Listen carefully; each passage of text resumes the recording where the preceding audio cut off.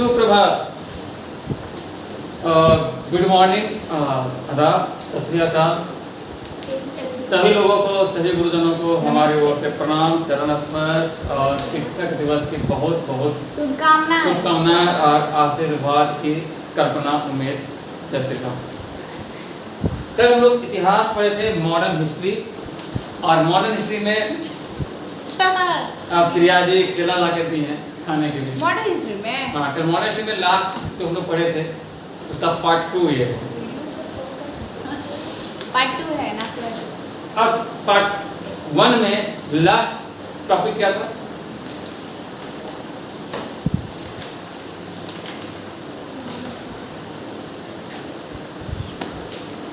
क्या था last topic?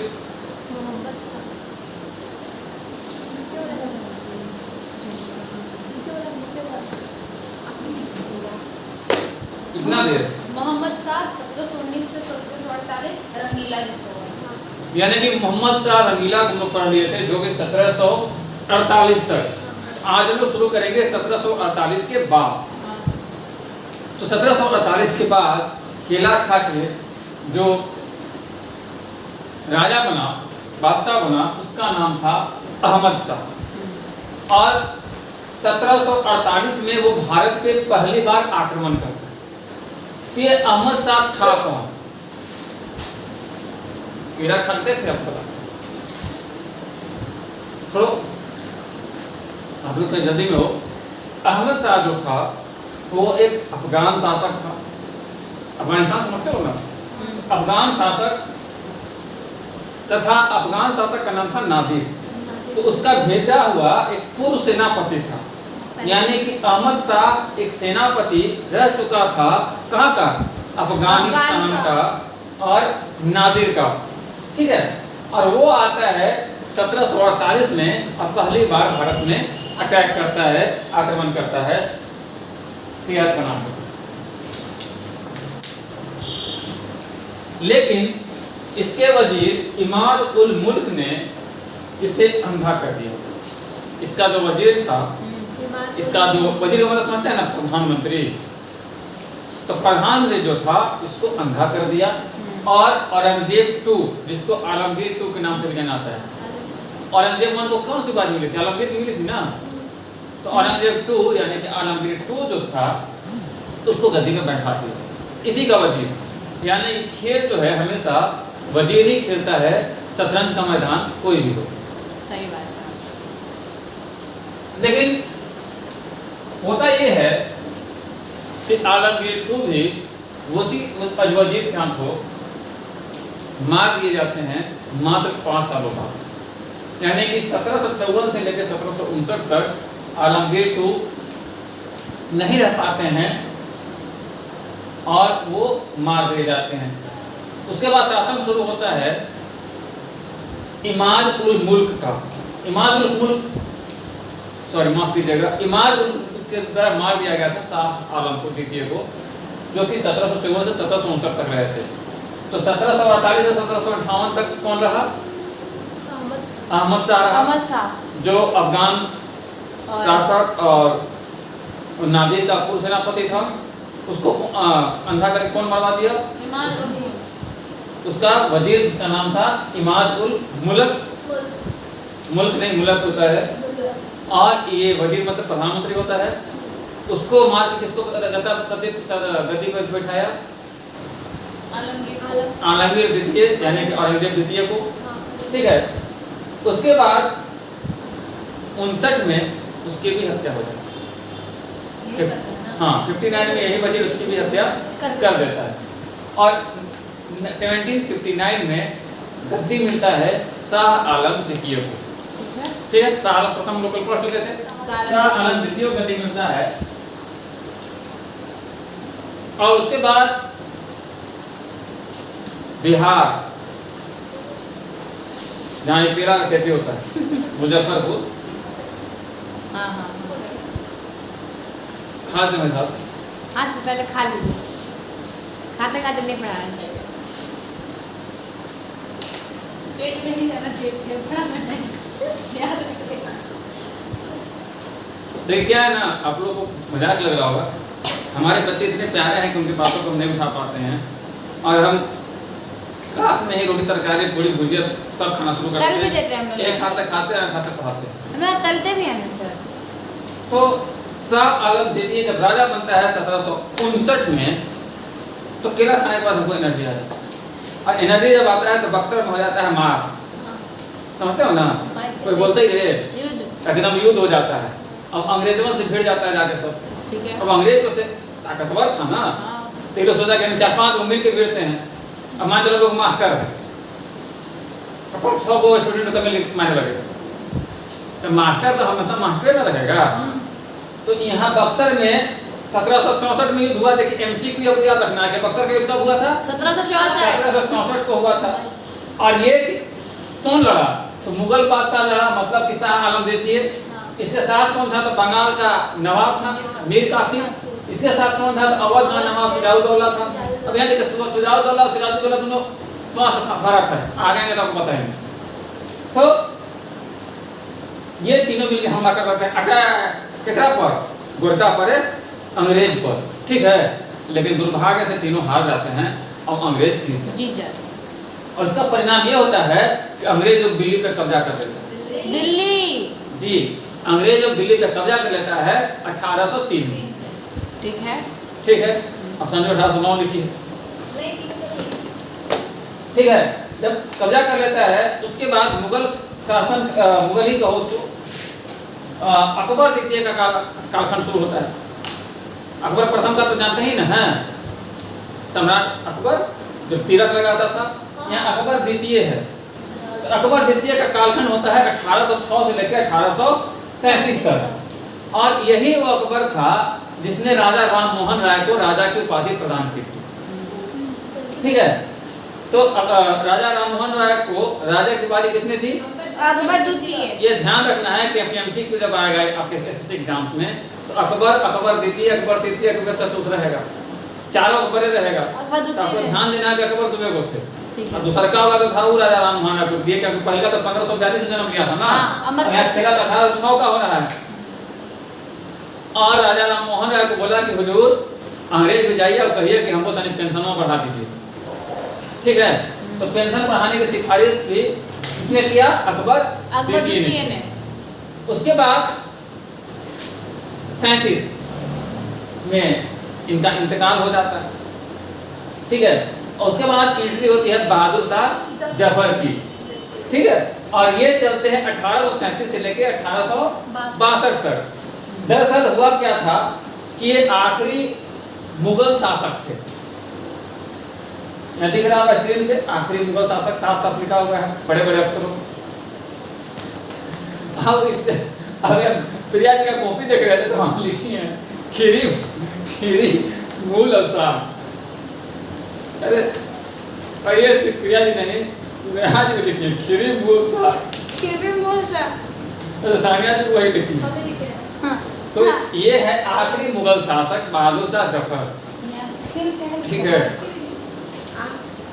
और दरअसल होता क्या है कि जब 1857 की क्रांति होती है तो इनको देश से निर्वासित कर दिया जाता है, देश निकाल जाता है, काला पानी का सजा दे दिया जाता है।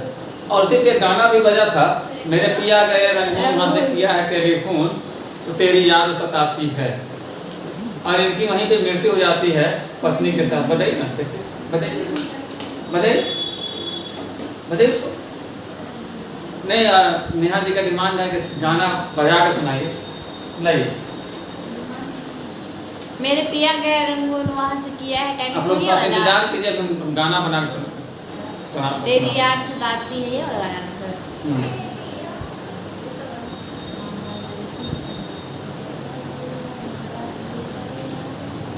तो गाना जब तक आता है उससे पहले आप लोग एक लाइन बताइएगा कि उनका ये रंगून जो है ये सही आंसर क्या होगा, क्योंकि यहाँ देखिए आपके पास 4 विकल्प हैं। सानिया जी, यस सर, 4 विकल्प हैं, बर्मा, रंगून, म्यांमार और रंगून। सही आंसर क्या होगा? रंगून। बाकी 3 गलत है क्या? नहीं, सही भी होगा।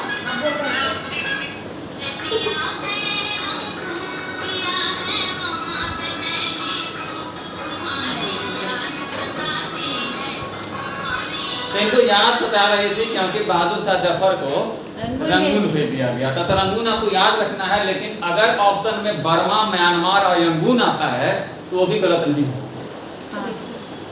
बर्मा एक देश है और उसका एक नया नाम है म्यांमार, और रंगून पुराना जगह था, उसका नया नाम है यंगून।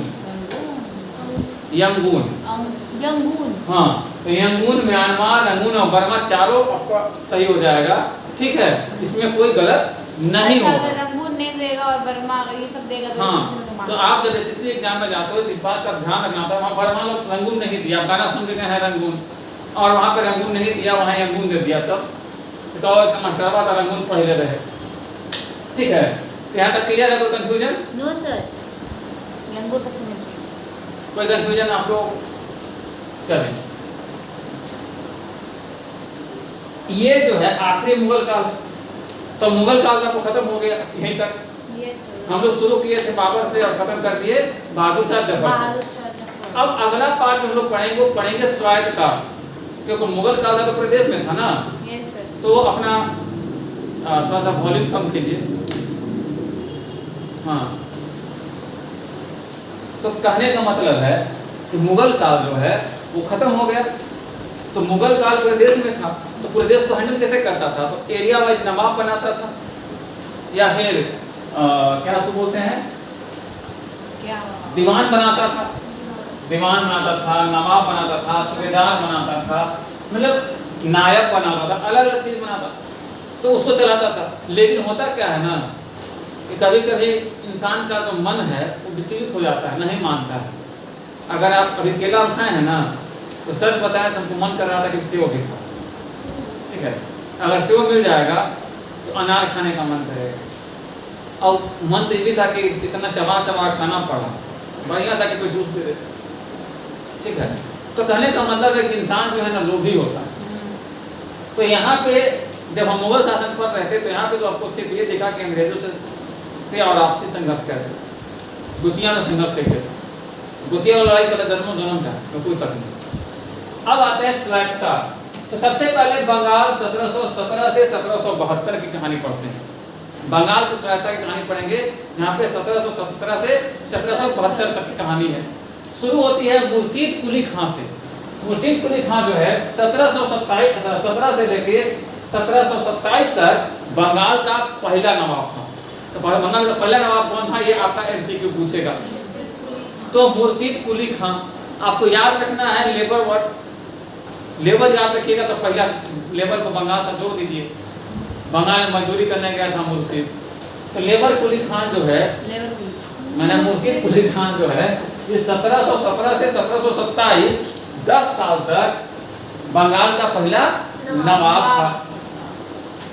अब ये क्या है कि औरंगजेब ने इसको 1700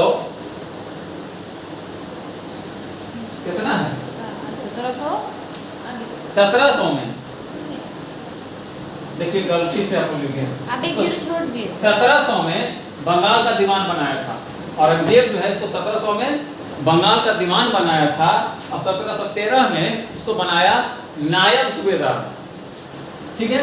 1700 में क्या बना, दीवान बना, और 13 में बना नायब सूबेदार, और 17 में सूबेदार यानी कि नवाब, यानी कि सूबेदार को ही नवाब कहते थे। और पहला नवाब या पहला सूबेदार कौन था, तो मुर्शीद कुली खान था, और इसको प्रमोशन हुआ था बजाफ्ता। स्टार्टिंग में आया था तो ये बना था दीवान, दीवान के बाद नायब, उसके बाद सूबेदार, और उसके बाद क्या किया कि 1717 में ये वैधता प्राप्त कर लिया, सत्ता का मैंने अधिकार जो है मुगल काल से ले लिया। उसको बोला कि भाई हम अच्छा चला रहे हैं, हमको दीजिए। हाँ, अस्थायी वैधता, इसको वैध तरीके से नवाब घोषित कर दिया गया 1717 में। स्टार्टिंग में दीवान था, दीवान के बाद नायब सूबेदार बनाया गया, फिर सूबेदार बनाया गया, और फिर उसमें वैधता लेके वैधता लेके नवाब घोषित हो गया। 1717 में पहला नवाब बंगाल का बना, ठीक है। और बंगाल पहला राज्य था पूरे देश में जहाँ पे नवाब पद का सृजन किया गया, ठीक है। और उसके बाद इससे वो खुश हो गए, कौन, जो मुगल राजा थे, मुगल राजा का नाम था फर्रुखसियर। फर्रुखसियर जो है ये मुगल शासक थे और उन्हीं का ही नवाब था, उसी के अंडर में काम करता था, ठीक है। तो फर्रुखसियर इनसे खुश हुए और इनको बोले कि तो बंगाल के साथ साथ उड़ीसा भी देखो। तो उड़ीसा की नवाबी इसको कब मिली? उड़ीसा की नवाबी इसको मिलती है 1719 में, ठीक है।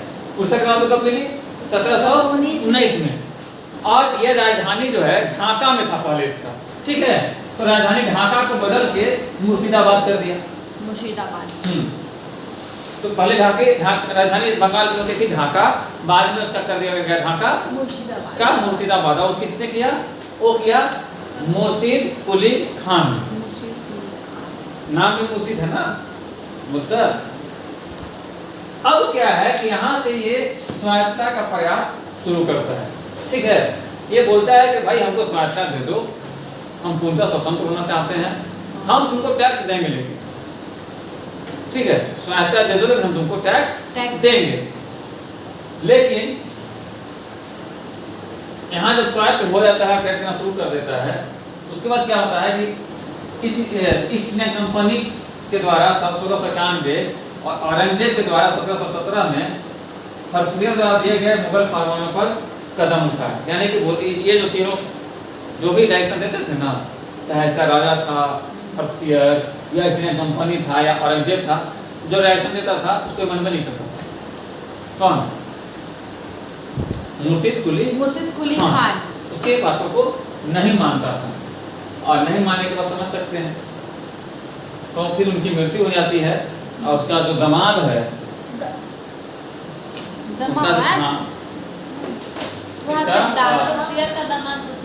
कुली खान,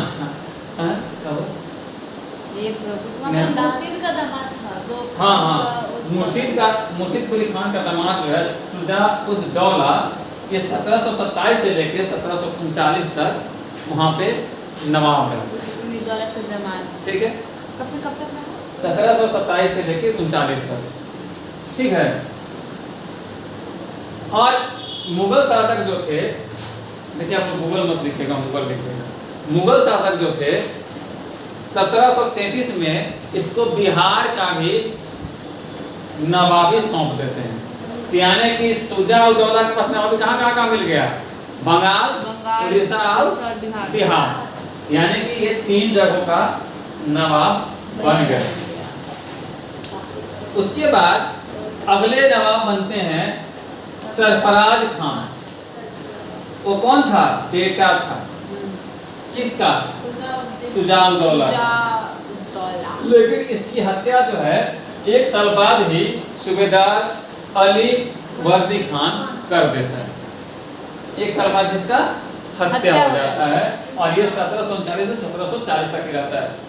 उसके बाद अली वर्दी खान जो है 1740 से 1756 तक खुद नवाबी संभालता है और मुगल शासक को जाकर 2 करोड़ रुपया देता है घूस में। बोलता है कि हमको आराम से राज करने, और 2 करोड़ देने के बाद उसको ठग लेता है। लेकिन करता क्या है कि ठीक 6 साल बाद उसका टैक्स बंद कर देता है। मुगल का जो कर जाता था ना, उसको कर देना बंद कर देता है। ये अली वर्दी खान स्टार्टिंग में 2 करोड़ रुपया घूस देके सत्ता को हथियाता है, नवाब बनता है, ठीक है। और 6 साल बाद ये बोलता है कि तू कौन बे? तू कौन? नहीं है तो तुम कौन? टैक्स देना बंद करता है। तो मुगलों को पहली बार टैक्स देना बंद कब हुआ? ये आया था क्वेश्चन। तो 1746 और 2 करोड़ रुपया घूस ये देकर नवाब बना था कब? 1740। नाम क्या था? अली वर्दी खान। 56 में जब ये निपट लेता है तो इसके बाद आते हैं सिराजुद्दौला। और सिराजुद्दौला जो हैं उनको लगता है कि बड़ा बढ़िया राजा थे, दबंग राजा थे। वो अजय देवगन वाला जो दबंग था ना, नहीं अक्षय कुमार का था, नहीं सलमान खान था। हमारे बच्चों को देखिए सब पता। सलमान खान और दबंग देख के आए थे। कब आए थे? 1756 में आए थे। हालांकि ज़्यादा दिन रहे नहीं, 1 साल रहे थे। 1757 हाँ 1 ही साल है, ज़्यादा दिन रहे नहीं। लेकिन वो फिल्म देख के आते पूरा फिल्मी स्टाइल में आते हैं, एंट्री मारते हैं झांसी, और तुरंत आते आते कलकत्ता जाते हैं। वहाँ जाकर सोनाक्षी सिन्हा को एकदम प्रेम पत्र भेजते हैं, बोलते हैं आई लव यू। ठीक है, सोनाक्षी सिन्हा तो यहाँ पे सोनाक्षी सिन्हा का तात्पर्य कलकत्ता के ब्रिटिश गवर्नर से है, और आई लव यू का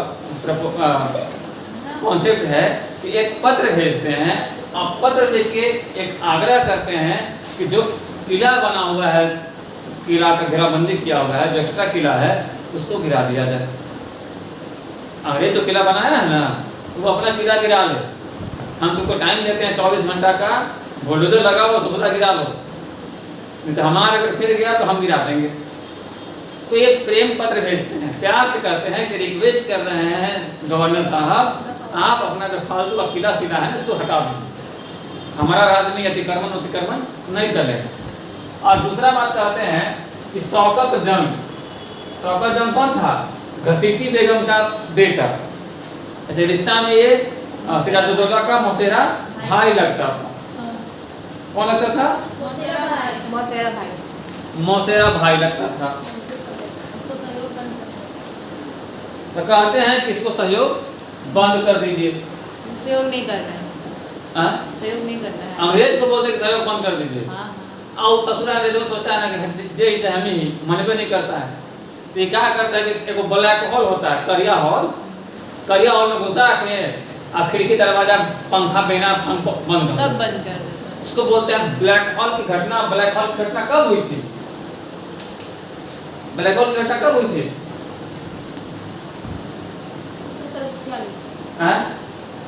यहाँ देखिए, ब्रिटिश के आदेश की अवहेलना किया इनका, ठीक है, तो बदला लिए 4 जून 1756 को।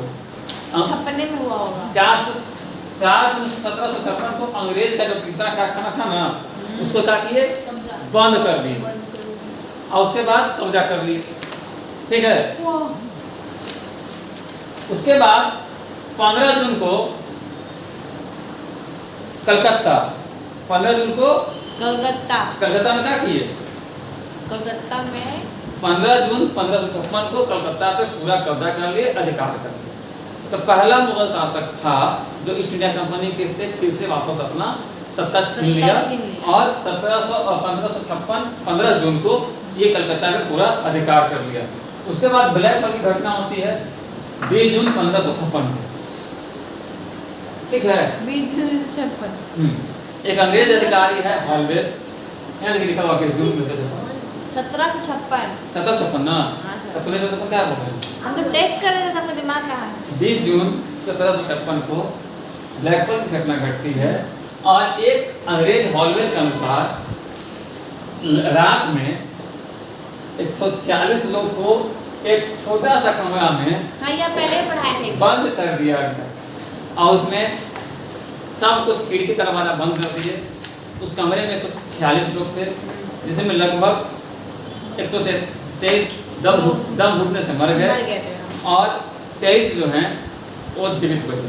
23 लोग बचे थे। इसके शीघ्र बाद अंग्रेज जो है नवाब के दरबार में कुछ महत्वपूर्ण व्यक्तियों को भेजकर सिराज के साथ षड्यंत्र रचने लगे। अपने ही लोग को वहाँ भेज दिया उनके दरबार में, और सिराज को मिला लिया अपने साथ। सिराज जो है, सिराजुद्दौला है ना, इसके दरबार में अपना लोग को भेज दिया, और मिल के इसके खिलाफ प्लान करना शुरू कर दिया।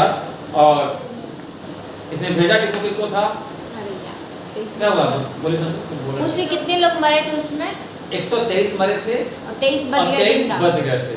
उसके बाद सिराजुद्दौला के खिलाफ अंग्रेज षड्यंत्र शुरू करता है, ठीक है, और ये षड्यंत्र करने के लिए कुछ व्यक्तियों को उसके दरबार में भेजता है, और ये एग्जाम्पल आज भी लिया जाता है। मीर जाफर बन गए हो, जैसे कोई किसी का चुगली करता है ना, किसी को धोखा देता है, तो मीर जाफर का एग्जाम्पल लिया जाता है। वो भी तो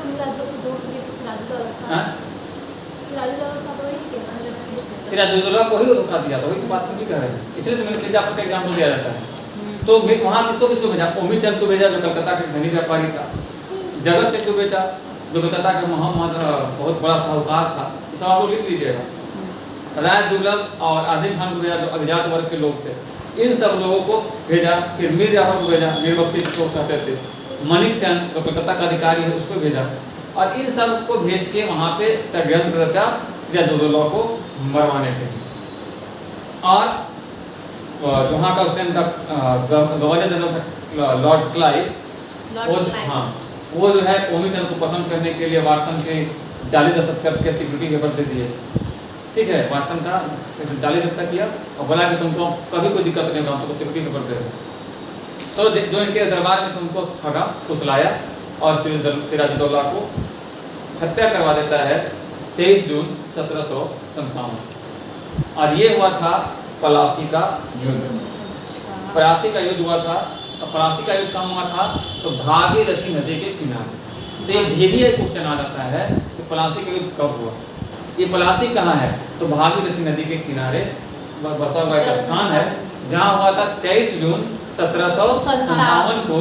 और इसमें मीर जाफर जो है वो विश्वासघात करता है, मोहनलाल विश्वासघात करता है और मीर मैदान के अधीन एक छोटा सा सेना जो है वो बहादुरी से लड़ता है, लेकिन नवाब के सैनिक तथा नवाब को मैदान छोड़कर भागना पड़ता है। फिर बाद में पकड़ा जाता है और मीर जाफर का पुत्र जो मीरान है वो उसकी हत्या कर देता है। तो सिराजुद्दौला कहता है मीर जाफर ने नहीं की थी, मीर जाफर का बेटा मीरान किया। तो पलासी का युद्ध कब हुआ था? 23 जून 1757। और ये पलासी कहाँ है? तो भागीरथी नदी भागीरथी तट पे एक स्थान है। हाँ, अगले चैप्टर हम लोग पढ़ेंगे मीर जाफर। हाँ, कौन सा राज्य है? अगला चैप्टर हम लोग पढ़ेंगे मीर जाफर, मीर कासिम, फिर नजमुद्दौला और अवध का विस्तार। और जाते जाते आप कमेंट करके बताइएगा कि पलासी का युद्ध किस राज्य में हुआ था, भागीरथी नदी किस राज्य में स्थित है। मिलते हैं अगली क्लास में part 3 to be continued. Bye bye.